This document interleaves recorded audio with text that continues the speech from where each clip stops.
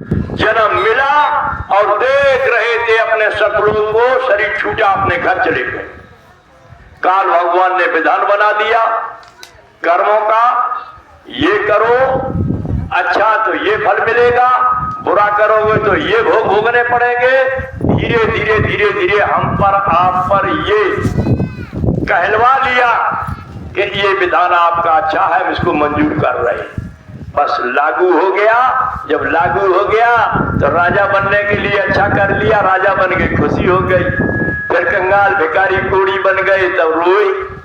धीरे धीरे यही होता गया। दोनों आंखों का अंदर में जो आंख का नाक था उसका गंदगी का पर्दा चढ़ गया, कर्मों का चढ़ गया। बस देखना सुनना बंद हो गया। अब भजन यही कहने लगे कि भजन यही है। अब भजन इसी को मानने लगे। जब भजन इसी को मानने लगे तब ये जन्मना और मरने का विधान ही भूल गए कि जन्म हमको कैसे मिलेगा, अच्छा कर्म क्या है, बुरा कर्म क्या है।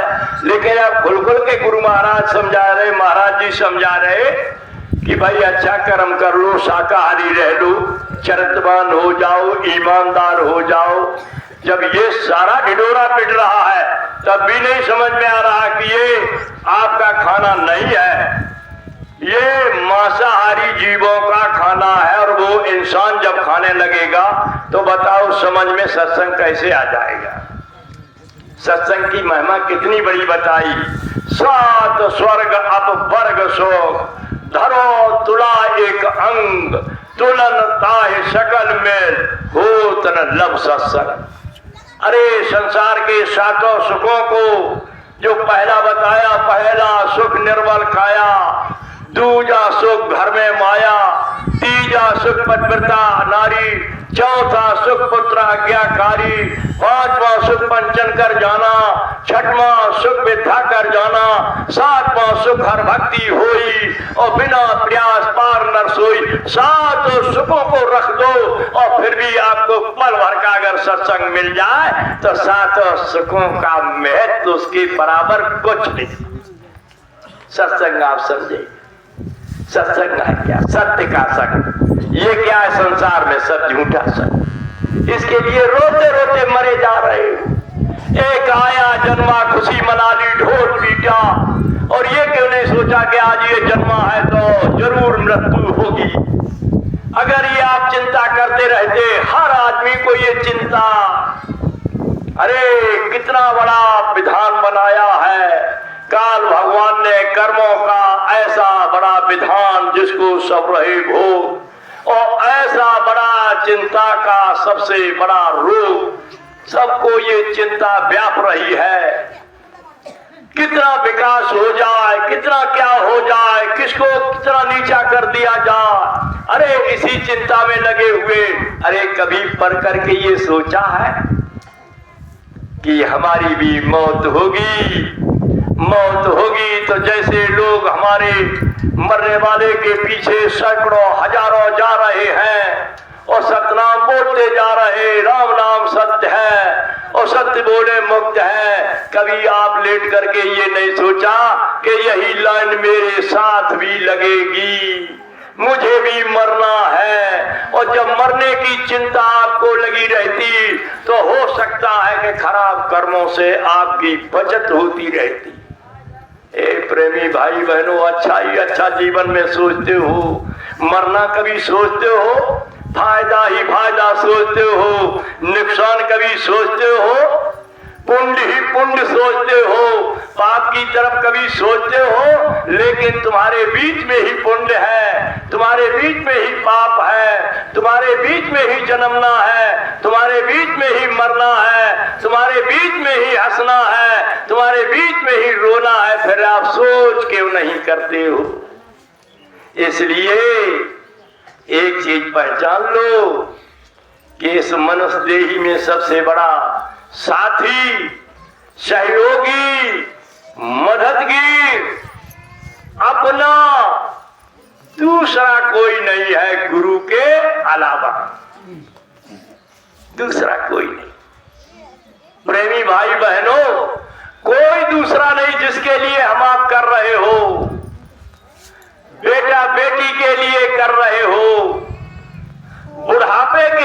कर रहे हो, और जब पढ़ा लिखा करके डिग्री बच्चों की करा देते तब खुशियां छा जाती हैं क्या कि अब तो हमारे बेटा और बहू दोनों अच्छी अच्छी पोस्टों पर पहुंच गए हैं, अब सुख ही सुख मिलने वाला है।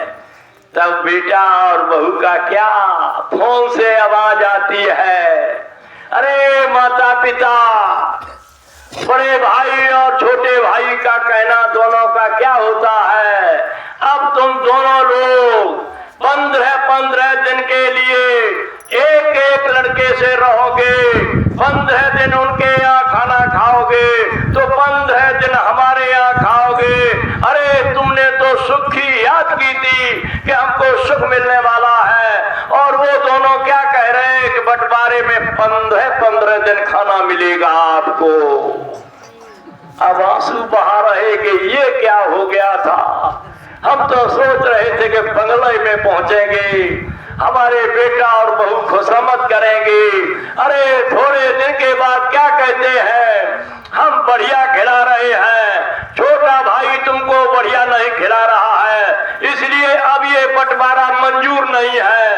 अब तो बंटवारा क्या होगा, कहा एक लोग उनके पास रहिए और एक लोग मेरे पास रहिए। अरे भाई बहनों, बुढ़ापे पर भी तुमको अलग अलग किया गया, ये सुख मिल रहा है, ये संसार सुख का नहीं है। कितने बड़े अधिकारी हो गए, घर पर माता पिता की जमीन पड़ी हुई है दोनों भाइयों के लिए, आप देख रहे हो, लेकिन बड़े अधिकारी और दोनों भाइयों में विवाद क्या फंस गया, बाप ने एक को 1 बीघा ज्यादा दे दी है तो दूसरा भाई दूसरे के पानी नहीं पी रहा, इतना बड़ा बैर हो गया है। गांव के लोगों से आकर संबंध जोड़ेंगे, उनके घर पर लेटेंगे, पढ़ेंगे, खाएंगे, लेकिन भाई अपने माता पिता के घर पर नहीं आएंगे, क्यों, कितना बड़ा बैर हो गया। अरे सुख की दिशा है ये। स्वामी जी महाराज क्या समझाते थे कि एक बार कलकत्ता में स्वामी जी महाराज गए और वो पार्क थी, उसमें माली घास छोड़ रहा था, घास छोड़ते छोड़ते माली को नींद आ गई, उसी घास पर लेट गया। 2 सेठ आए जिनको नींद की गोली खा खा करके सोते थे, दोनों सेठ पार्क में घूम रहे और क्या कहने लगे, अरे देखो सुख तो इसको है, इस माली को, अपनी घास छोड़ता रहा उसी पर सो गया है, कितना सुखी। स्वामी जी महाराज वहीं बैठे हुए थे, कहने लगे, अरे सेठ जी उसे जगाओ जो सो रहा है, वो बताएगा सुखी कौन है। सेठ जाकर के जगाया और कहा, अरे भाई माली जग जाओ, तुम तो यही सो गए हो। जब जग गया सेठ कहने लगे, तुम बहुत सुखी हो। माली कहने लगा, अरे सरकार मैं क्या सुखी है, वो देखो एयर कंडीशन में पंखा लगा करके और जो सोते हैं वो सुखी है, मैं कहाँ सुखी है। गुरु महाराज कहने लगे, बताओ सेठ जी, तुम तो कहते थे ये सुखी है और ये कहते हो कि तुम सुखी है, कौन सुखी है। कहने लगे, कोई सुखी नहीं है, इस संसार में कोई सुखी नहीं है, सुख तो वही है जो भगवान का भजन कर लो, शांति मिल जाए, वो सुख है। ना सजो भाई क्या कह रही, अरे ना सुख विद्या के पढ़े, ना सुख बात विवाद, साधु सुखी सहजो बही, लागी शून्य समा। क्या लिख रही, धन बनते दुखिया सभी, निर्धन दुख का रूप, साधु सुखी सहजो बही, पाया भेद अनु। अरे अनोखा भेद जब मिले तो मिलेगा गुरु के पास, जो शब्द गुरु है, अनोखा भेद वहां से मिलेगा, यहाँ कहाँ मिलने वाला है, कैसे मिलेगा। सुख मिलने का दिशा आप जाते ही नहीं, आप तो वहां जाते हो जो आपसे भी दुखी है। कौन है, जिसके घर बच्चों ने खाना नहीं दिया, जिसके घर में बच्चियां ज्यादा हो गई, शादी नहीं कर पा रहे, जिसकी घरवाली में खड़क हो गई, जिनके बच्चों ने घर से निकाल दिया। एक दिशा ये और दूसरी दिशा क्या है? बड़े बड़े अच्छे पढ़ने वालों ने तब मन में ठान ली, मुझे कर्मचारी बनना है, अधिकारी बनना है, मुझे कुछ न कुछ करके रहना है। पढ़ाई में लगे रहे, कुछ न कुछ बन गए, और जो क्या करते रहे, रोज स्कूल में दंगा ही मचाते रहे। जब अंत समय आया, कहा स्कूल छूट रहा, अब तो FIR हो जाएगी, अब विद्यार्थी तो रहेंगे नहीं। जब विद्यार्थी नहीं रहे, प्रेमी भाई बहनों, मैं बुराई नहीं कर रहा, तब हारमोनिया और ढोलक पर हाथ रख लिया, क्या बन गए? शास्त्री बन गए, विद्वान बन गए, चौथे नंबर के विद्वान बन करके, और IPS, PCS, DM, जज, कलेक्टर, SP जो बन करके चले गए उनके साथ वाले, और वो वहां से क्या फोन कर रहे घर पर, अब हम भागवत कराएंगे, कोई शास्त्री बढ़िया सा ढूंढ लेना। तो घर वाले किन्हीं ढूंढ गए, वो जो रोज दंगा स्कूल में चौथे नंबर वाला कर रहा था। अब विद्वान मंच पर बैठ गया, और वो जज साहब आ रहे हैं कहां से? इलाहाबाद से छुट्टी लेके, क्योंकि भाई तो तुम्हारे यहाँ के हैं, जज तो वहां है। अब उन्होंने पत्नी और पति ने, बुराई मत मानना, कितने भूले पड़े हो, थाली में आरती, फूल और भेंट और रख करके, अब चौथे नंबर की आरती उतारी जा करके, और मत्था रख दिया किससे? वो शास्त्री जो तुमको पढ़ने नहीं दे रहा था, चौथे नंबर वाला।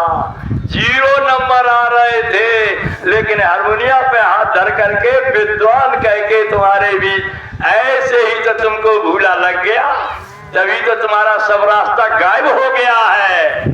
पूजा ही भूल गए, करनी क्या पूजा तुमको चाहिए थी?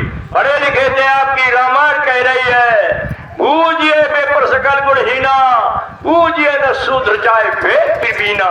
अरे भाई बहनों, हमारे गुरु महाराज जी बताते थे कि एक जगह पर जब शंकर जी और पार्वती घूमते चले जा रहे थे, और वहां पर कोई पेड़ पौधा कुछ नहीं था, शंकर जी ने लेट करके प्रणाम किया। पार्वती आश्चर्य मनाने लगी, कहने लगी, न कोई पेड़ पौधा है, न कोई मूर्त है, और ये प्रणाम किसको कर रहे हैं? शंकर जी को पार्वती ने पूछा, अरे आपने ये प्रणाम यहाँ किसका किया है पति महाराज? यहाँ कोई नहीं है। कहने लगे शंकर जी, अरे प्रिय पार्वती, 10,000 पूर्व यहाँ पर एक संत महात्मा ने अपने सत्संग को सुनाया था, इसी जगह पर बैठ के और बहुत लोगों का आत्म कल्याण किया था, इसलिए ये भूमि पवित्र हो गई है। इस भूमि को सदियों तक लोग जो आएंगे, त्रिकालदर्शी आएंगे, शिव नेत्र खुला हुआ आएंगे, जो भूत भविष्य वर्तमान तीनों कालों की जानने वाले आएंगे, इस जमीन को प्रणाम करते रहेंगे। ए प्रेमी भाई बहनों, जहां 20 करोड़ को गुरु महाराज ने मथुरा में और मंदिर बनवाया, क्या नाम उसका? नाम योग साधना मंदिर। उस मंदिर के देवता की क्या आन लगा दी कि एक बुराई जो छोड़ देगा वो अच्छे काम की एक मनोकामना पूरी कर ले। उसी मंदिर को ध्यान से समझ लीजिए, जब बनवाया था तब वहां एक शेख ने ये कहा था कि पूरा मंदिर बनवाने का जो खर्चा होगा वो अकेले हम ही करेंगे। गुरु महाराज ने कहा, ये कोई एक नहीं बनवाएगा, ये बैठे हुए प्रेमी बच्चा बच्ची इन सब के द्वारा बनेगा। उस वक्त 1 रुपया, 2 रुपया और 5 रुपया की बड़ी भेंट मानी जाती थी। जब बन के तैयार हो गया तब गुरु महाराज ने क्या बताया, जो कोई तुमको पूछे कि भारत की बात छोड़ो, दुनिया में ऐसा मंदिर कहीं नहीं है, तब आप बता देना। पूछेंगे किसने बनवाया है, आप सब बताना हमने बनवाया, हमारा बनाया हुआ। हम लोग जब तुम्हारे, अरे बड़ी संगतें थी आपकी, सब आपके पूर्वज रहे हो या चले गए हो, जिन्होंने सेवा दे करके बनवाया था, उनका बनवाया हुआ तुम्हारा बनवाया है। तुम ये समझो क्यों कि जब गांव में लोग पूछते थे मंदिर किसने बनवाया, अरे सब सत्संगी कहते थे हमने बनवाया, हमने। लोग कहते थे अपनी तो मड़ैया फूस की पड़ी है, इतना बड़ा मंदिर कैसे बनवा लिया है। लेकिन 2-2 रुपए से बनवा करके 1-1 रुपए से खड़ा हो गया। ए प्रेमी भाई बहनों, हमारे आपके घर में पूर्वजों ने मकान बनवाया, जमीन बनवा खरीद ली, बाग लगवा दिया और भी साधन जोड़ दिए, और ये शरीर तो बदलता रहता है। उनका अगर शरीर बदल जाए तो क्या बताओ, वो घर, वो जमीन, वो मकान हम आपको ही छोड़ देंगे? बोलो, अपने बनाए हुए पूर्वज का, पिता का, बाबा का बनाया हुआ मकान, जमीन, बाग, बगीचा कोई छोड़ेगा? जय गुरुदेव बोलो इधर ध्यान करके, बातचीत सुनो। कोई छोड़ेगा नहीं, अपना तो अपना है। इसी तरह से वो मंदिर तुम्हारा है, मथुरा का मंदिर तुम्हारा है। तुम कभी ये विचार मत कर लेना कि मुझे कहीं दूसरी जगह जाना है, तो मत विचार करना। गुरु महाराज ने कहा विश्व के लोगों को शांति उसी भूमि पर मिलेगी जहां गुरु महाराज ने मंदिर, आश्रम, गौएं, 2 गौओं से 6000 गाय, 60 बैल हो गए। विश्व के लोगों को शांति वहां मिलेगी। स्वामी जी महाराज ने क्या क्या उसके लिए कहा। अरे भाई शांत हो जाओ, क्या बात है, जय गुरुदेव। स्वामी जी महाराज ने कहा मंदिर पर कोई पक्षी भी अपना पंख छुआ देगा, उसको भी मनो शरीर मिले। आप समझो कहां जाओगे जहां इतना बड़ा आशीर्वाद भर चुका है। जब पक्षी को मनुष्य शरीर मिलेगा तो तुम दुनिया में दूसरी जगह चले जाओगे, तो इस मंदिर वाली आशीर्वाद तो कहूं मिलने वाली नहीं है। ऐसे मंदिर पर अरे दिना नहीं 2-4 दिन, वर्ष, अरे 1-6 महीना, 1 वर्ष जो दर्शन ना करे और ताको लागे पाप, कहे कबीरता दास को, कैसे मोक्ष हो सकती है। तो इसलिए अपने मंदिर के लिए, अपनी जन्मभूमि खितौड़ा के लिए जो गुरु महाराज थे, उसके लिए हमेशा हमेशा याद करते रहो कि हमारी आत्मा को हमारे जन्मने मरने का, अरे भाई पहचान नहीं कर पाई आपने। अगर पहचान कर लेते तो आपके मन को कोई बदलने वाला नहीं था, लेकिन पहचान जब चूक जाओगे तो धोखा खाया। मुझे एक दृष्टांत याद आ गया, मैं आपको सुनाऊंगा। एक जगह पर 4 चोर थे और चारों चोरों ने रात्रि में चोरी करने के लिए चल दिया। तो एक जगह बैठ करके मसौदा अपना सलाह बनाने लगे कि आज किधर चलोगे, कहां बनेगी बात। उसी वक्त में जो बादशाह था, राजा, रात्रि में अपना दिन में घूमने के लिए चला गया। राजा जंगलों में घूमने के लिए जाते थे, वन में, रास्ता भूल गए, भूलते भालते अंधेरा हो गया। अंधेरा हो गया, हल्की दाढ़ी रखाए था वहां से निकला करके चोर चारों बैठे थे। बादशाह समझ गया कि ये गलत लोग हैं, अगर मैं कहेंगे बादशाह है तो हो सकता ये मार देंगे। और चलेंगे जरूर, अगर क्या रास्ता से इधर उधर होंगे तब भी ये हमला कर देंगे। बादशाह होशियार था। जब पहुंचा जाकर उनके पास तो चोर चारों बोलने लगे, अरे तू यहाँ कैसे आ गया रात में, कौन है? तब कहने लगा बादशाह कि हम चोर हैं। तो अकेला कैसे? कि हम अकेला कहा है तो अकेले, लेके हम सोच रहे कि मुझे कोई साथी मिल जाए। चोरों ने चारों ने कहा ये बढ़िया रात, 4 थे अब 5 हो गए।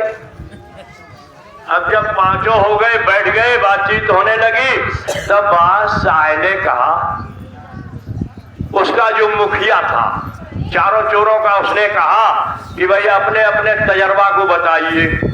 देखो बड़े ढंग से सुनते जाओ, सुनने के बाद ये समझना कि ये मेरी बात कहां पर आ रही है, उस निशाने को, जैसे बच्चा पढ़ने नहीं जाते हैं तब अब प्रश्न आते हैं टिक लगाने वाली, टिक लगाते जाओ, लिखने की जरूरत नहीं, टिक लगाओ, टिक लगा लेना कि ये जो कहा गया किसके लिए टिक लगाओ।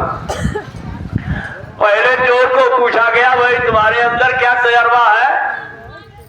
उसने कहा मुझ में ये गुण है कि जमीन में अगर धन गड़ा है और हम वहां से होके निकल रहे तो हम नाक से सूंघेंगे और बता देंगे कि इस जगह पर गड़ा। उन्होंने कहा ये तो बहुत अच्छा। दूसरे ने कहा अच्छा तुम बताओ। उसने कहा कि अगर कहीं चोरी को जा रहे हैं और भैंस गाय बैल बंधे हैं या कुत्ता वहां है और वो आवाज जब लगाएंगे तो हम बता देंगे, उनकी भाषा मैं जानता हूं बोलना कि ये क्या कह रहे हैं, मालिक जग जाओ चोर आ गए, हम तुमको बता देंगे कि ये बोल रहा भाषा। उसने कहा दोनों, उन्होंने कहा ये भी ठीक है, इसका भी अनुभव अच्छा है। तीसरे ने कहा तुम बताओ। तीसरे ने कहा मेरे अंदर ये तजर्बा है कि रस्सी लेकर के मैं छत पर ऐसी फेंक देंगे, एक छोर गए रहेंगे, वो रस्सी वहीं पर चिपक जाएगी और सब लोग उसको पकड़ के चढ़ जाओ, लेकिन वो ऊपर से हिलने वाली नहीं। कहा ये तो बहुत अच्छा। चौथे से कहा भाई तुम भी बताओ। चौथे ने कहा मुझ में ये तजर्बा है कि अंधेरी रात में आंखों में पट्टी बांध दे और आप बात करो और फिर चाहे मुझे 6 महीना बाद मिलूं, मैं पहचान लेंगे कि फलानी रात में आप मिले थे मुझे। कहा तुम भी बहुत अच्छे। अब बादशाह से कहा कि तुम भी चोर हो, तुम भी बताइए अपना तजर्बा। बादशाह ने कहा कि मेरे अंदर इतना तजर्बा है कि अगर कहीं फांसी पर चढ़ जाए कोई और फांसी का आदेश हो जाए और केवल झटका लगाने की देर हो और मेरी दाढ़ी ऐसे हिल जाए, फांसी का फंदा छूट जाए। कहा ये तो बहुत अच्छा है। 4-5 और जाए के वही बादशाह ने कही चलो आज खजाना हम बताएंगे। बता कि ये जो बादशाह है इसके बहुत खजाना है। अरे के पहरा लगा हुआ है, पहुंचोगे कैसे? अरे हम गुप्त रास्ता जानते हैं, वहां से ले चलेंगे और गुप्त रास्ता से होकर के, क्योंकि राजा तो वही उसी पर महल का, जा करके हीरा मोती जवाहरात जितने भरे हुए थे चारों को छिक छिक के लुटवाया और लुटवा के और जैसे ही सुबह होने को सब अपने अपने घर चले गए, आराम से सो गए। कहने लगे आज 5वां जो चोर मिलो माने छिकित कराए दो। बादशाह जाकर के अपने दरबार में बैठे जब, तब तक हरकारा पहुंच गए कि महाराज चोरी हो गई, याद खजाना सब चलो गो। अच्छा सब चला गया कि सब चला। अब चोरी तो खुद ही करार रहे। उन्होंने कहा चलो अच्छा पता पहले पूछ लिया था, तुम कौन मोहल्ला में रहते, किस घर में रहते, सबने अपना अपना भेद बता दिया और बादशाह ने बताया कि हम उसके बादशाह के पास में झुपड़िया हमारी पड़ी है पिछेला, उसमें हम रहते। बादशाह ने एक एक सिपाही को फलाने घर भेज दिया कि जाओ माल वहां है। तो सुबह भाई मिले चारों को जगह को उठो, क्या चोरी हुई है? तुम्हारे यहाँ माल सब है। अब जगह में तो जान कैसे नहीं है। माल यहीं पकड़ लो, वहां सवेरे हमने जो इधर उधर नहीं कर पा। चारों आइए खड़े हो गए। अब राजा ने भेष तो बदल ही लिया, रात वाला दूसरा था, अब सिंहासन पर बैठे, खाली दाढ़ी दिखाई दे रही हल्की और कुछ नहीं। आदेश दिया बादशाह ने, चारों को ले जा करके किसी मेरे सामने फांसी के फंदे पर लटकाओ, इन चोरों को सख्त सजा है। अब तीनों मुंह लटकाइए नीचे को। अब जो चौथे वाला था, जब फंदा गले में पड़ गया और आदेश होने को जा रहा कि झूला लगाओ, और जैसे ही झूला लगे और वैसे ही चारों खत्म हो जाएंगे, तो चौथा देखता रहा और हंस के बोला, अरे अब तो दाढ़ी हिला दो, अब तो फांसी लगने ही जा रही है। जैसे दाढ़ी की याद कराई वैसे ही बादशाह ने यूं कर दी। बस फांसी लगाने वाले अलग हट गए। कहा बादशाह मने कर रहे, देखो मने कर रहे, दाढ़ी हिला के कह दिया ऐसे। कहा उसने, मैंने पहचान लिया महाराज, अब दाढ़ी हिला दो। तो वो चौथा जो था चोर, उसने कही थी मैं रात में देख ले, फिर भी मैं पहचान कर लूंगा, मेरे अंदर ये तजर्बा है। प्रेमी भाई बहनों, आपने इनको देखा, गुरु महाराज को, इन्होंने वादा सतयुग का किया, कलयुग जाने का किया, हीरा मोती जवाहरात का किया, धर्मराज की कचहरी में तुम्हारा हिसाब करने को किया है। आपने पहचान भुला दी तो फांसी का फंदा पड़ जाएगा, और पहचान अगर आपने न भुलाई तो कोई माई का लाल फंदा पर चढ़ाने वाला नहीं है। इसलिए कोई कह करके आए कि बाबा जय गुरुदेव जी महाराज वहां पर हैं, आप अपनी पहचान को मत भूलिए। कोई कहे आपसे कि अब खितौरा मथुरा जाकर के क्या करेंगे, अब वहां चलो, लेकिन आप क्या कहना। अरे प्रेमी भाई बहनों, जब भगवान कृष्ण द्वारकापुरी चले गए, गोपिकाएं ये मथुरा वृंदावन में अपने आंखों से आंसू बहा रही थी, प्रेम में मगन थी, लेकिन भगवान कृष्ण से ऊधों से कृष्ण भगवान ने कहा तुम चले जाओ, इनको आध्यात्मिक ज्ञान सिखाओ जा करके कि अंदर का प्रेम करो, तुम्हारे पास ही खड़े मिलेंगे। वो ये मत समझो कि कहीं दूर चले गए, मिलने वाले नहीं है। जब भगवान कृष्ण ने ऊधों को भेजा और जा करके बड़ो समझाया, बहुत विचार कर करके कहा मत रो, तुम्हारे पास है, आंखें मुंह धोगे, आपके पास खड़े मिलेंगे। लेकिन सब सुनने के बाद गोपिकाएं क्या कहने लगी, ऊधो मन नाई 10-20, एक हाथों सो गयो श्याम संग, को आराधे ईश, तुम तो कहत ज्ञान की बानी, मुझे लगत है टीस, रासे ऊधो तुम भी चलो, जहां कन्हैया खेल करते, जहां कन्हैया रास करते, अरे जहां कृष्ण गौओं को चराते थे, ऊधो वही नभावो शीश, ऊधो मन नाई।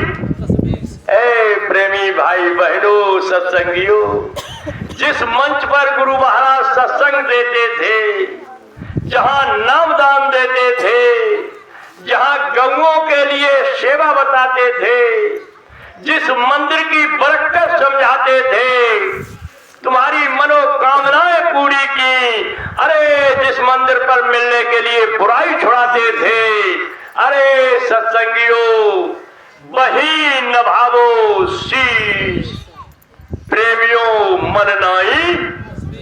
दूसरी जगह जाकर के क्या लाभ उठाओगे, अरे अपने को छोड़ दोगे तो दूसरी जगह सुख कहां मिलने वाला है। इसलिए वो दयालु पुरुष है जो एक एक बात कही है, पूरी की पूरी हमारे आपके सामने अभी हो क्या गया है।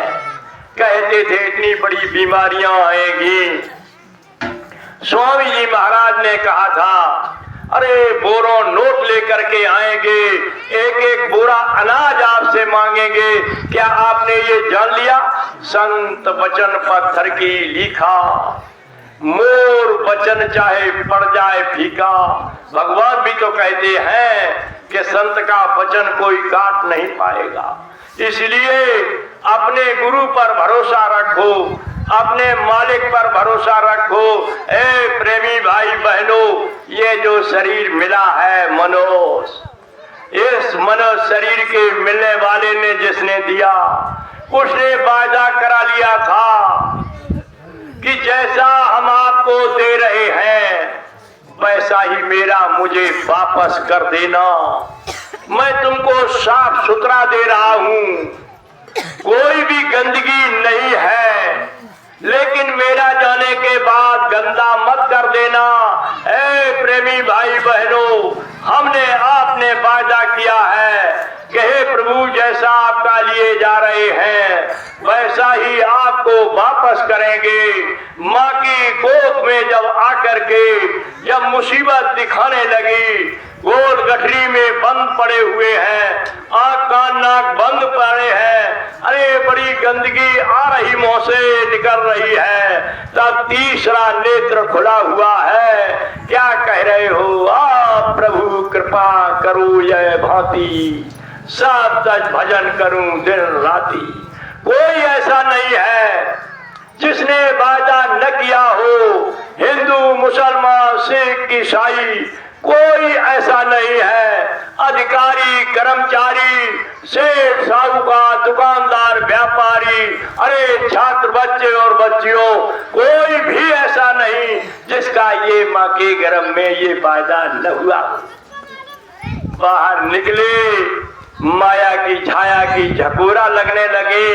गोस्वामी जी महाराज याद दिला रहे हैं रामचरितमानस में कि जन्मत मरत दुसह दुख पीड़ा, इतनी जन्मने मरने की पीड़ा है। प्रेमी भाई बहनों, उस दर्द को अगर बच्चा जन्मते समय बयान करने लगे, कहने लगे, तो पूरे जीवन में कभी धोखा करने वाले कोई नहीं होंगे, लेकिन सब भुला दिया जाता है।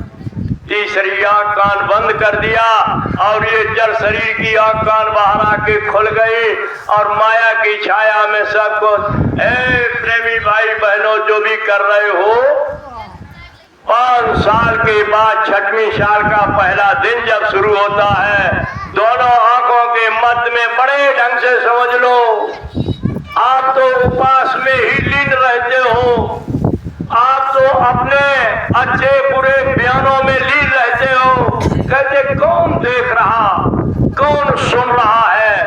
हम जो कर रहे हैं केवल हम जान रहे हैं, हमारे साथ दूसरा खड़ा वो जान रहा है, उसको भी रोक दिया, भनक न कहीं चलने पाए, कहीं बात न उठने पाए।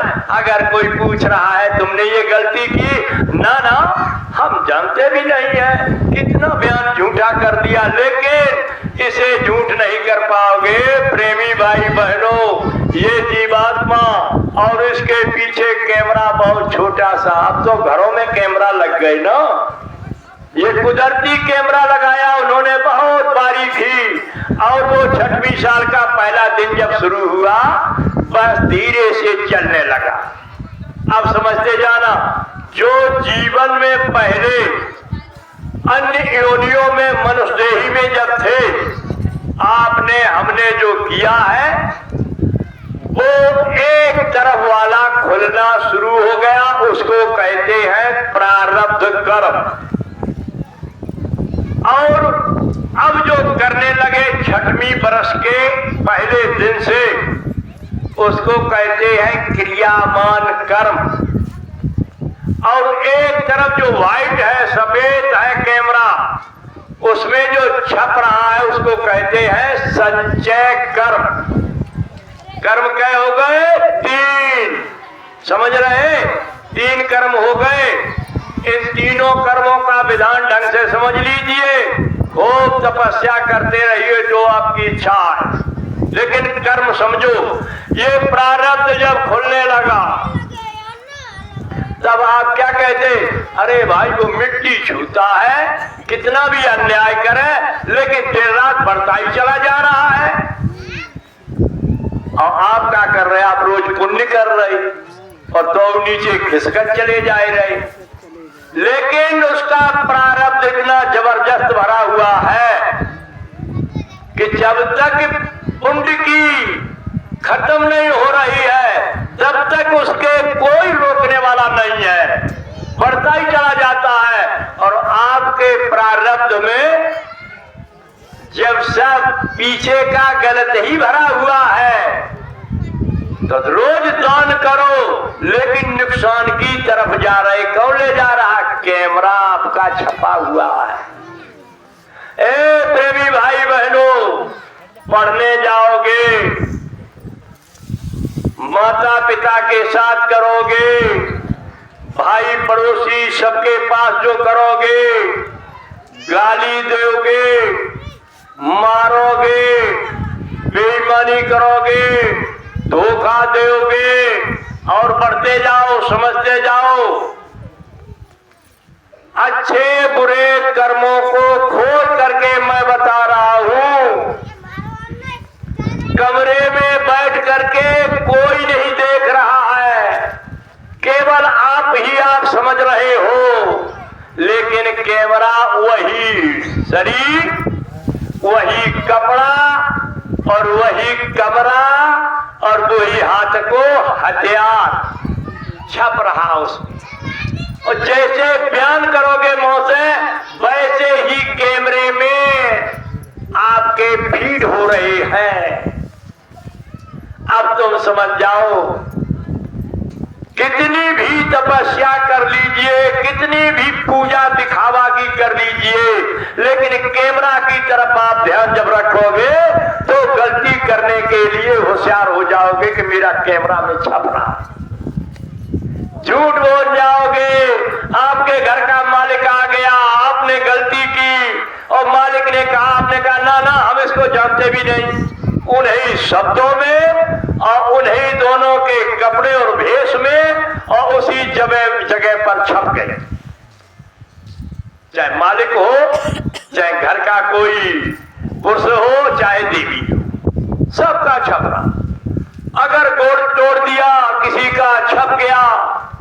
ए प्रेमी भाई बहनों, ऐसे मुर्गे की गर्दन ऐसे एट गई और गवा दिया, कहा तुम शाम को बढ़िया इसको बना दो, तो गर्दन मेटने वाला भी छप गया, बनाने वाला भी छप गया, पकाने वाला भी छप गया, परसने वाला भी छप गया, खाने वाला भी छप गया। जाओगे कहाँ? सोच रहे हो कोई नहीं जान रहा हो, कोई नहीं, एक कीमत और दे दे, कोई नहीं जान रहा। अरे प्रेमी भाई बहनों, इस अंगुली में कैसे लिखा बादशाह ने, कहा ये पेड़ पर मांस नहीं लगता है, जमीन में अंकुर नहीं निकलते हैं, किसी के बदन को काटोगे तभी तो मिलेगा। प्रेमी भाई बहनों, जिस बकरे को मोटरसाइकिल पर रख लिया और कहाँ लिए जा रहे, बाजार में, अगर किसी ने पड़ोसी डंडा मार दिया घर पर तो झगड़ा कर दोगे। और मोटरसाइकिल पर जो उसने 20,000 रुपए गवा दिए और लेकर के टांग दिया, छुरी चला रहा है, गर्दन काट रहा, अब तुम्हारा मुंह कहाँ चला गया? कैमरा में छप गया। 20,000 रुपया भी ले जा करके बेचा, छप गया।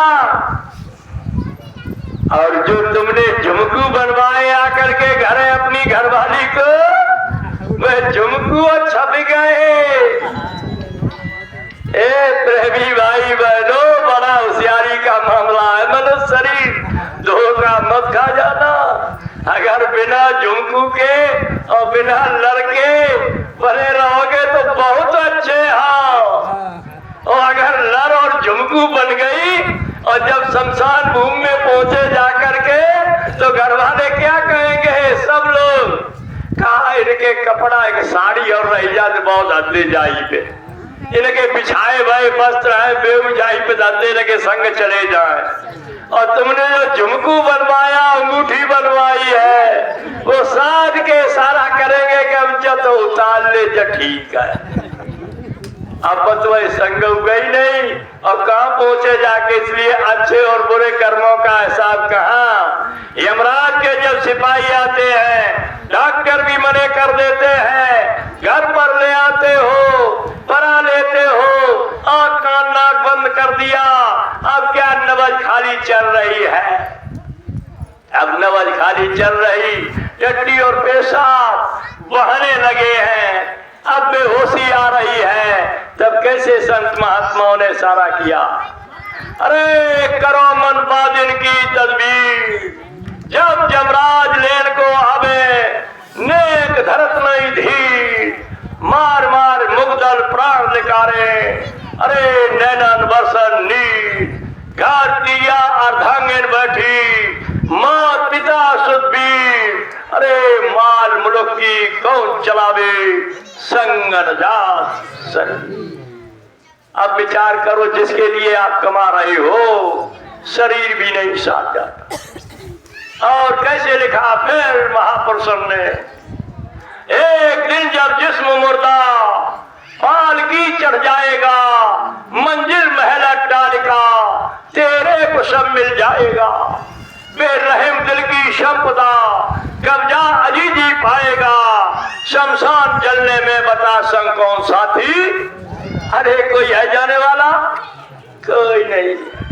सूर सागर में सूरदास जी कैसे बयान कर रहे, अरे जादन मन पक्षी उड़ जाए है, तादिन तेरे तन तरवर के सभी पात झड़ जाए हैं, जाते ही पे गर्व न कीजिए काग स्वान के दिखाए हैं, जिन लोगों से नेह करत तो सोहू देख घिनाए हैं, जिन पुत्रन को बहु दे पालो, अरे देवी देव मलय है, देही बास खोपड़ी बारे शीश फोर देख रहे हैं, घर के कहे सवेरे काढ़ो, अरे जल्दी काढ़ो भूत होत घर खाए हैं, अरे जो जन नहीं गुर के यम के मारक जय हैं, सूरदास हरे भक्त भजन में व्यथा जन्म बेकार चला शमशान भूमि में। और कैसे सारा दिया, अरे हाड़ जरे जैसे सूखी लकड़ी, केस जरे जैसे घासा, सुंदर काया राख हो गई, कोई न आया। अब बताओ जिसके लिए कर रहे कोई जा रहा, कोई दौड़ दौड़ के घेर रहा होगा कि हम मर जाएंगे संगई भी जल जाएंगे, कोई नहीं गो। लपटें जब निकलती हैं तब कपड़ा लगाएगी दूर में घूम कर डाल देते, हिंदू उठा करके एक लकड़ी फेंक देंगे, कहेंगे हमारा तुम्हारा नाता खत्म हो गया, अब केवल हमारा तुम्हारा इतना ही प्रेम रह गया जितना इस लकड़ी से हमारा है, ये लो। मुसलमान राख की मिट्टी डाल देंगे, कहेंगे हमारा तुम्हारा कुछ नहीं रहा है। अरे प्रेमी भाई बहनों, आपने ये नहीं समझ पाया कि जिस घर को आपने बनाया बड़ा रच रच के बना दिया था, और उस घर से जब तुमको मिट्टी तुम्हारी उठा करके ले गए तो जिनके लिए आपने बनाया था वो तुम्हारे लिए हटने पर उस घर को नापाक मान करके उसकी लिपाई पुताई किंचाई करेंगे, तब पाक करेंगे। शरीर तो वही था तुम्हारा जिसने मेहनत करके और बनाया था। कभी सोचा? अरे प्रेमी भाई बहनों, हिंदू धर्म के लोग तो यहाँ तक करते हैं कि अगर ये खाल ऊपर की उतार दी जाए तो इस खाल को भी उतार देंगे तो नाखून ही कटा देते हैं और अपने सिर के बाल और मूछ ही छुड़वा देते हैं। क्या सपना पाक हो गया? तुम्हारे घर में रहने वाले के साथ सब कुछ दे दिया, ये साफ शुद्धकरण करने के लिए। अरे प्रेमी भाई बहनों, जब जीवित नहीं कर पाया और मरने के बाद आपने ये सारे उपाय शुरुआत कर दिए, किसके के लिए, उनकी आत्मा की शांति के लिए, उनकी आत्मा की शांति उसके बाद कुछ होने वाली नहीं है।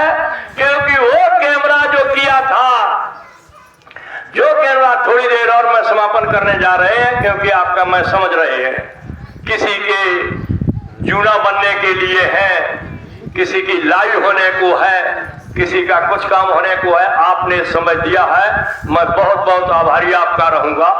लेकिन थोड़ा और आपको समझाने के बाद समापन कर रहे। आप समझिए कि जितना मेहनत करके और जोड़ करके इकट्ठा कर दिया था, हमारे आपके साथ कोई चीज जाने वाली नहीं होगी। कैमरा जो था यही कैमरा हमारा आपका, जब धर्मराज आप ऊपर में समझते हो कहीं कुछ नहीं होने वाला। अरे प्रेमी भाई बहनों, साफ सीढ़ी लगी हुई है। जिन देवताओं के लिए आप हम तपस्या करते हैं, उन देवताओं को काल भगवान ने जब ये 5 तत्व का शरीर बनाया, उसमें नीचे गुदा चक्र पर, जिसको आप कहते गणेश पूजन कहते हो, गणेश देवता कहते हो, सबसे नीचे वाले स्थान में आपके हमारे शरीर में अधिकार दिया है। नाभि इंद्री चक्र पर ब्रह्मा को दिया है, नाभि चक्र पर विष्णु को दिया है, यहाँ हृदय पर शंकर जी को बैठा दिया, उनकी शक्ति को। और जिसको कहते हो माता दी, जय माता की। आपने माता समझी? कौन माता समझी? आप नहीं जानती। हल्ला जिसने मचा दिया, माता जी माता जी माता जी। आप भी कहने लगे जैसे क्या, यह प्रभु कृपा करो यह भांति, यह प्रभु कृपा करो यह भांति, यह प्रभु कृपा करो यह भांति। अरे गाय का दूध मीठा है, गाय का दूध मीठा है, गाय का दूध मीठा है। अरे एक किताब निकाल लो, उसमें क्या लिखा? भोजन बनने की किताब इसमें है, सब्जी ऐसे बनाओ, रोटी ऐसे बनाओ, इतनी सिकाई करो, इतनी कड़ा आटा मारो, और सुबह से शाम तक पढ़ते रहो तो न तो गाय के दूध से मीठा मुंह हो जाएगा, किताब पढ़ने से भोजन नहीं बन जाएगा। अब प्रभु कृपा करो यह भांति, और दिन भर चिल्लाते रहो, कोई कृपा होने वाली नहीं है जब तक करोगे नहीं। इसलिए प्रेमी भाई बहनों, जब गाड़ी पे लिखा लो, चाहे घर पर लिखा लो, चाहे शरीर पर लिखा लो, लेकिन माता का भेद तो जानो। कौन माता है? माता आद्या मां शक्ति, ईश्वर की पत्नी, और वो तुम्हारे इस कंठ पर बैठा उनका स्थान, और तुमको यहाँ बैठा दिया। अब तुमने जाप शुरू कर दिया गणेश जी गणेश जी, तो आंख मूंद दो और नीचे गुदा चक्र पर ध्यान को ले जाओ। पैर ऊपर नहीं, नीचे जहां पेशाब और गंदगी का रास्ता है वहां ले जाओ। जब गणेश जी का ध्यान वहां करो, फिर ब्रह्मा जी को करो इंद्री पर, फिर नाभि पर विष्णु का करो, फिर शंकर जी का हृदय पे करो, तब माता जी के पास आओ। यहाँ तब तक बैठे आप यहाँ, तब तक नमो नमा होने वाली है। ऊपर को जैसे मछली पानी पर चढ़ती है, ऊपर को जैसे लिखा है कि जल बिन मीन प्यासी, मुझ सुने सुने आबद।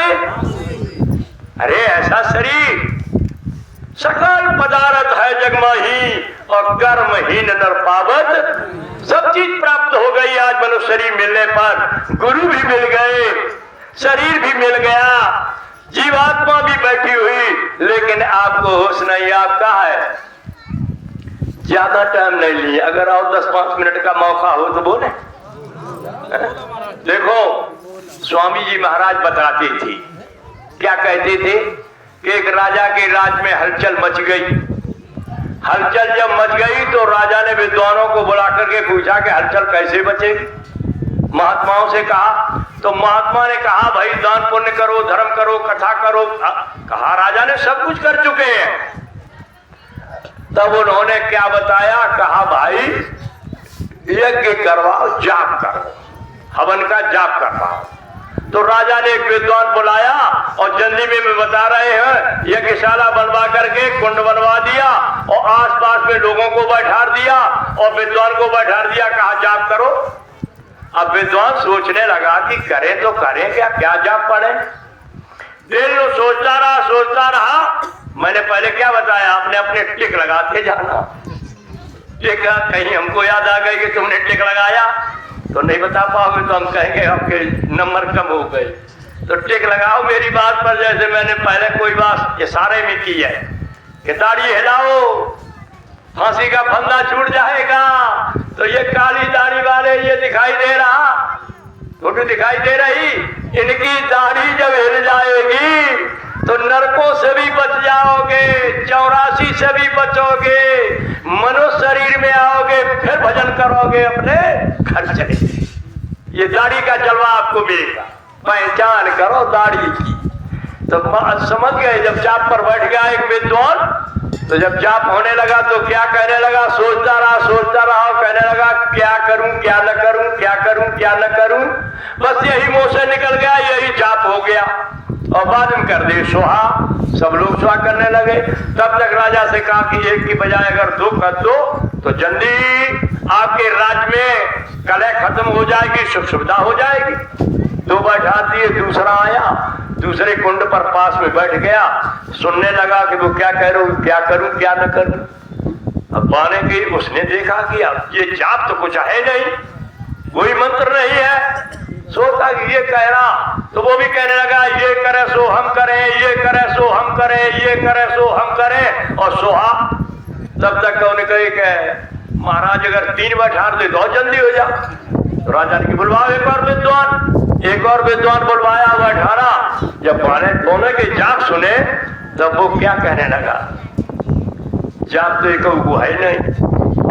फिर कहने लगा कि ये धांधलगर्जी कब तक चलेगी, ये धांधलगर्जी कब तक चलेगी, ये धांधलगर्जी कब तक चलेगी। सोहा उसका भी जाप होगा। तब तक किसी ने कहा राजन 3 विद्वान बिल्कुल अशुद्ध हैं, चौथा बुलवाइए नहीं तो नाश हो जाएगा। वो चौथा बुलवाया गया, और चौथा बुलवा करके जब उसने सुना कि पहला कह रहा क्या करूं क्या न करूं, क्या करूं क्या न करूं, दूसरा कह रहा ये करे सो हम करें, ये करे सो हम करें, तीसरा कह रहा ये धांधलगर्जी कब तक चलेगी, ये कब तक चलेगी, चौथा कहने लगा कि जब तक सही तब तक सही, जब तक सही तब तक सही। सोहा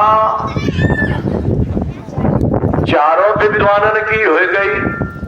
राजा ने भी अब तो चलो सुनना चाहिए। जब राजा आए खुशी में कि अब जा बढ़िया होने लगे, तब चिल्लाए विद्वान कहने लगे, पहले चिल्लाने लगो क्या करूं क्या न करूं, क्या करूं क्या न करूं। राजा चौंक पड़े, ये क्या जा। दूसरा कहता ये करे सो हम करें, ये करे सो हम करें, ये करे सो हम करें। राजा सोचे बच्चों कैसे विद्वान बैठा रहे। तीसरा कहता है ये धांधलगर्जी कब तक चलेगी, ये धांधलगर्जी कब तक चलेगी। चौथा कहता जब तक सही तब, जब तक सही तब तक सही, जब तक सही तब तक सही। राजा ने की डंडा बुला हुआ भाई, अब हमें नाम ढंग से देंगे।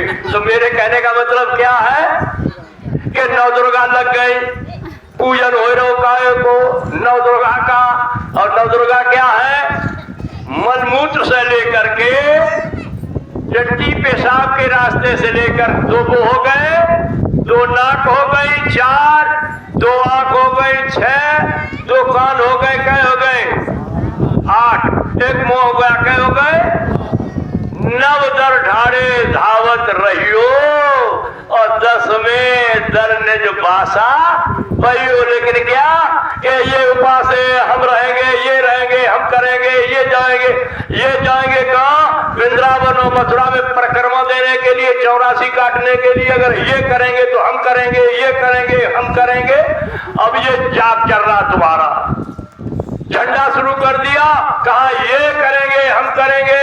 तो दूसरा कहता क्या कि ये तीसरा ये धांधलगर्जी कब तक चलेगी, कब तक चलेगी।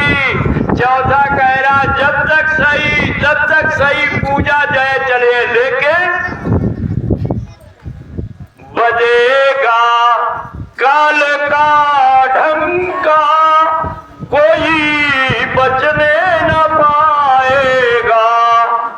बचेगा साधु जन कोई, जो सत से लो लगाए। दादन धांधलगर्जी चलने वाली नहीं है। उड़ विमान जाए अंबर में, बह ग्रह ग्रह युद्ध करे, और मारुत बस फेंके जगमाही, जनता बहुत बहुमत प्रियमत बाल मत इन नरेश का राज सुख संपत्ति कौन कहे प्राण बचे बड़े। ए प्रेमी भाई बहनों, तिजोरी भरी पड़ी रहेगी। और कोरोना एक नेक से झटका आया था, केवल ऐसा के होश आ जाया।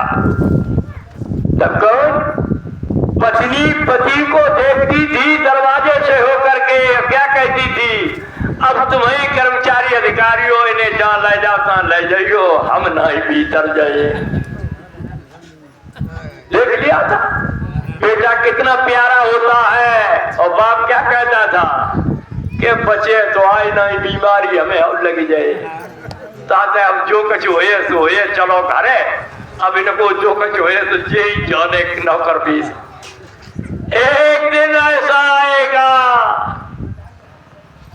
सुनामी लहर आएगी। महाराज जी रोज चिल्ला रहे हैं बाराबंकी में, वो सुनामी लहरें आने वाली है कि नाक से हवा खींचोगे प्रेमियों, ये नहीं जानोगे, डॉक्टर भी नहीं जान पाएंगे कि बीमारी कौन आ गई। डॉक्टर स्वयं सोचेंगे।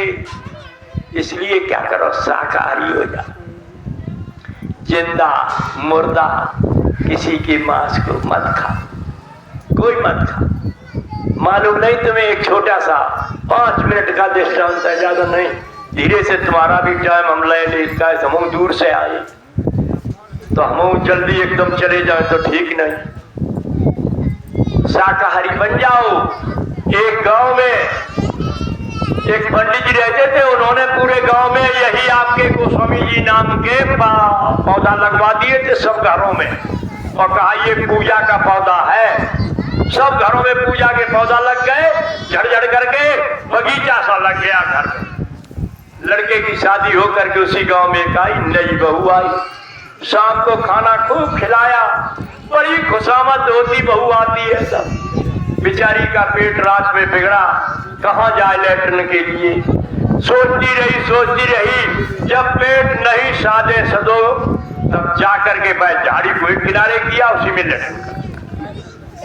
सुबह जब हुआ और पंडित जी चले गए कह के लगवाओ सब, हम अपनी बिंद घूमे साल खान के लिए। अब वहां पर सुबह देखा घर वालों ने पूजा के लिए पानी लेकर के गए। वहां देखा कि झाड़ी सब तितर बितर कर दी, पूजा के पौधा टेक लगाना। पूजा के पौधे में अब वो देख रहे तो सब देख के लौटिया। घर वालों को पूछे कौन गया, कौन पागल। अब जब कैसे कहते बहू गई, लेकिन निशाना सबको क्या, और घर वाले तो चलते बहू गई हुई, लेकिन कहे कोई का उठे नहीं। थोड़ी देर के बाद सूरज निकले, जो रोशनी पड़ी चमचमाने लगी, वह गंदगी चमचमा रही। जब चमचमाने लगी तब लोगों ने देखा किसे घुमा के देखो, मालूम पड़ रहा है सोने की तरह चमचमा रही। लकड़ी से जब कहलाया गया तो वो गंदगी नहीं, अब सोना। घर टकरा, इधर उधर घुमाओ और पट उठाई रही हाथ से। जो हाथ से उठाई गई सोना बजाया, आहा, कहने लगे ये तो सोना है, सोना। बहू निकल के आ गई, अरे चुपचाप रख लो, अब बकवास मत करो, ये मेरी ही तो देन है।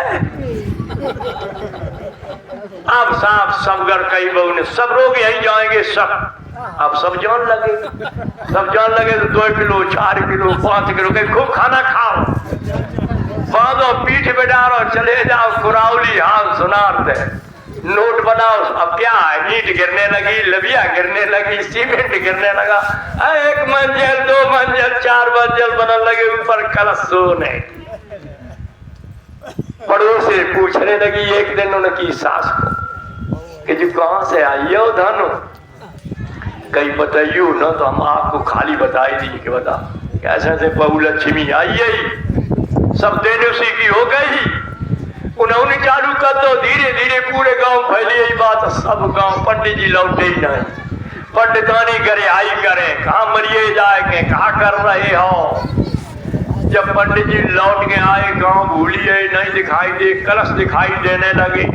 ओहो, गांव में आए, पंडितानी ने कही कि तुम्हारे बारे रुके रहे, अब तक 2-4 किलो तो हम कर लेते, लेकिन हमने कहा पंडित जी नाराज हुए तो ने क्या क्या पूरी दिशा बता दी, मैं जल्दी बता रहे, पूरी दिशा बता दी, ये हालत हो गई। कहा ठीक रहे, हमने पूजा के लिए लगवाया था और ये काम होने लगा, चलो कुटरिया बांधो, हम आप गांव छोड़ेंगे। घर छोड़ के चलन लगे, गले लमी जाए घूमे हैं इधर गए इधर। उस गांव में भी भले आदमी थे, कहने लगे घोर अन्याय होने लगा, ये क्या है, का धन लेकर के जाएंगे, ये पूजा के पौधा की ये दिशा। पंडित जी के संग 10-20 लोग लग गए, विदा करने को गए। 1 मील 2 मील कोस खान जब जाके पंडित जी ने किया अब जाओ घर, अब लौट जाओ। जब लौटने को हुए तो गांव कलश दिखाई नहीं दे रहे। कहा पंडित जी गांव भूल गए, नहीं दिखाई दे रहा। कहा ऊंचे टीले पे चढ़ जाओ, वहां से देखो।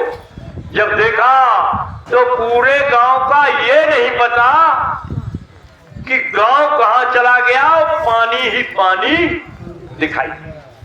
कहा महाराज पानी दिखाई दे रहा, गांव तो है नहीं। कहा तुम्हारे वजह से तो मैं गलियों में घूमे थी कि तुमको निकाल ले। ये पूजा के पौधे से क्या हो रहा था और तुम रो रहे थे, कह नहीं रहे थे। ए प्रेमी भाई बहनों, ये मनो शरीर पूजा का पौधा है। ये बना मन मंदिर आलीशान तेरे पूजन को, और इस पूजन के भगवान के पूजन वाले मंदिर में क्या हो रहा। जब रावण को लक्ष्मण ने जाकर के नीति पूछी थी तब रावण ने क्या बताया था कि 3 बातें याद रखना। कहा कौन कौन। कहा पहला है अहंकार मत करना। है लक्ष्मण, अगर मैं अहंकार न करते तो आज इस जमीन पर रावण जैसा विद्वान, रावण जैसा ब्राह्मण और रावण जैसा तपस्या करने वाला देवी और देवताओं झाड़ू लगवा लेता, और सर जमीन पर पड़ा। अहंकार। दूसरा लक्ष्मण का दूसरा ये था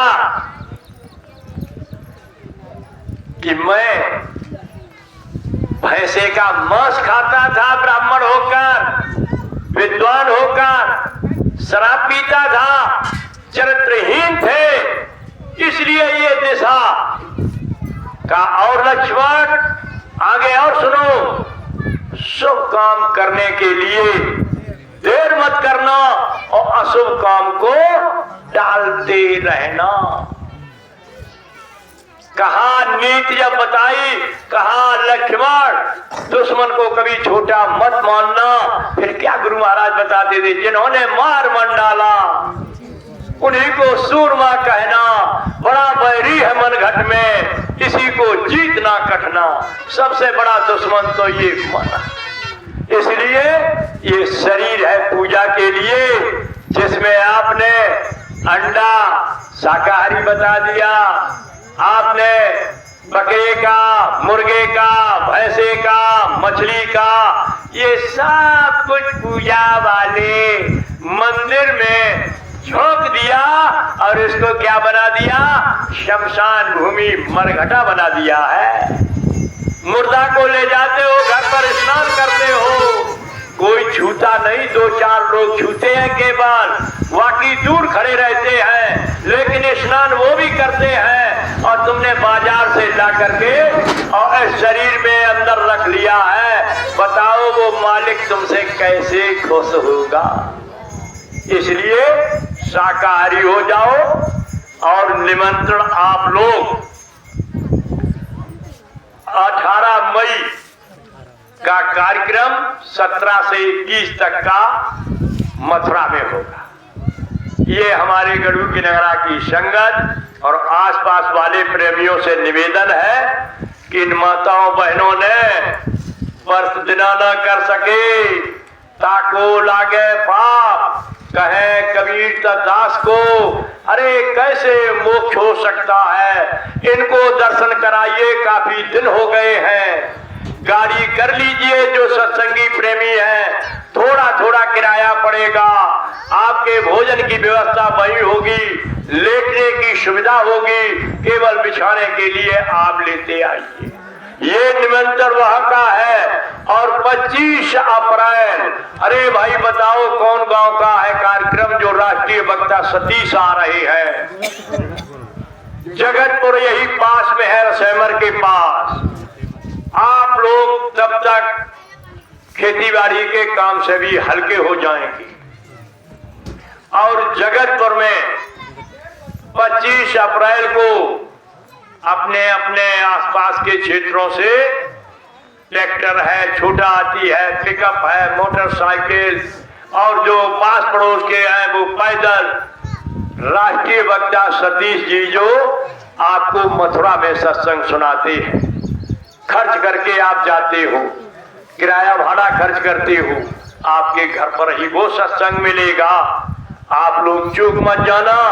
अपने अपने हितकारी, व्यवहारी, प्रेमी, रिश्तेदार सबको मौका दिलाइए कि आइए सत्संग में और थोड़ा सहयोग और कर देना। यहाँ की संगत वहाँ उनकी रिंकू और वहाँ के जो कार्यकर्ता हैं वहाँ व्यवस्था के लिए आप लोगों से हमारा हाथ जोड़ करके निवेदन विनती है। हमारे भंडारी भी बैठे हैं, सब लोग वहाँ सहयोग कर देना। और आप लोग प्रार्थना बोलिए, पहले मैं बोलूंगा, उसके बाद आप लोग भी प्रार्थना बोलकर समापन हो जाएगा। आप लोगों ने समय दिया, मैं बहुत बहुत आपका आभार प्रकट कर रहा हूँ कि इतनी खेती बाड़ी के काम में आपने दिया। सब लोग प्रार्थना बोलेंगे और हमारी ये देवियां पहले गुरु महाराज से मत्था लगाएंगे आकर इस मंच पर। ये मत समझ लेना कि यहाँ गुरु महाराज नहीं है, तस्वीर ही खाली है। स्वामी जी महाराज ने बता दिया था कि जिसका तीसरा नेत्र खुला होगा वो मुझे इस कुर्सी पर पैर लटकाए हुए देखेगा।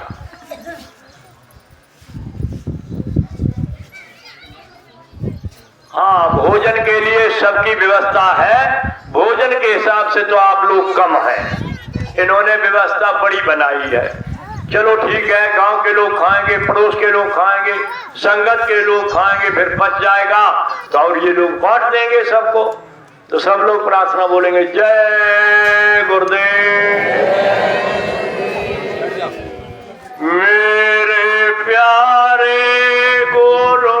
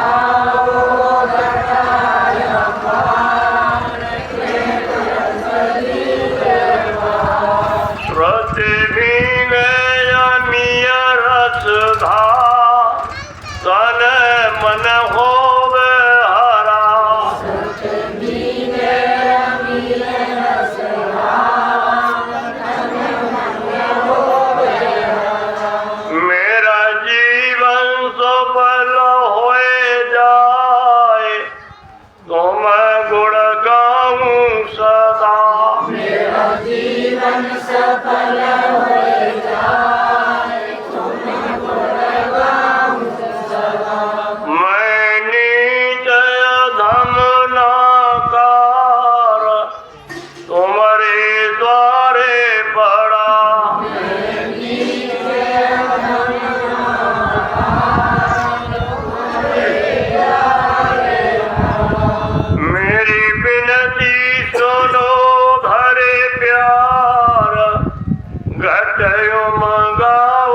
सया।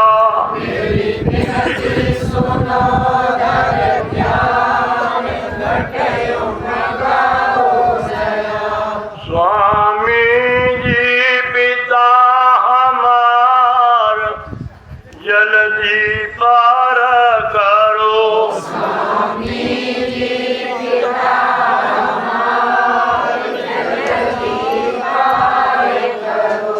जय गुरुदेव पिता हमार जल्दी पार किया।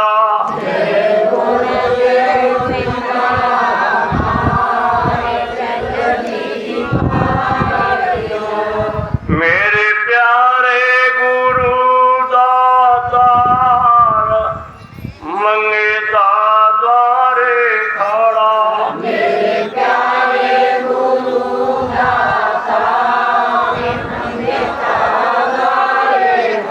देवी पुरुष बच्चे और बच्चियों, वैसे भी मालिक अक्फा जाग सुनने वाला है, लेकिन आप सब लोग अपने शक्ति के आधार पर ऊंची आवाज में ऊपर आसमान की तरफ अपने हाथों को ऐसे पुकारिए कि सतलोक में बैठे हुए हमारे गुरु महाराज हमारी तरफ अपनी दृष्टि को करके दया बरसाएंगे। पहले मैं बोलूंगा, उसके बाद आप सब लोग बोलेंगे।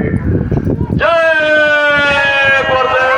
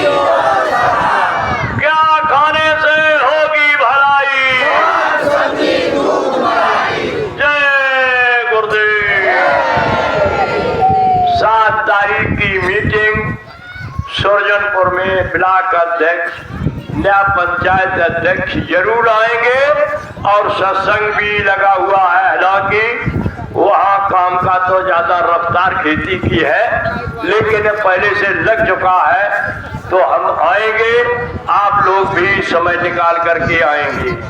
और खटगानी ये और क्या नाम है, काशी जंगला खटेक को, वहां भी उसी 7 तारीख को मालिक चंद को मैंने बुलाया है, वहां भी कुछ लोग पहुंच जाना। जय गुरुदेव।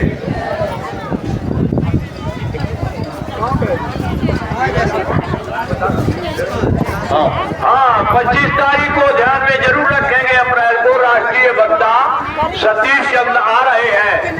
रिंकू का सहयोग करना व्यवस्था में, और आप लोग भारी भीड़ से वहां आना है। जय गुरुदेव।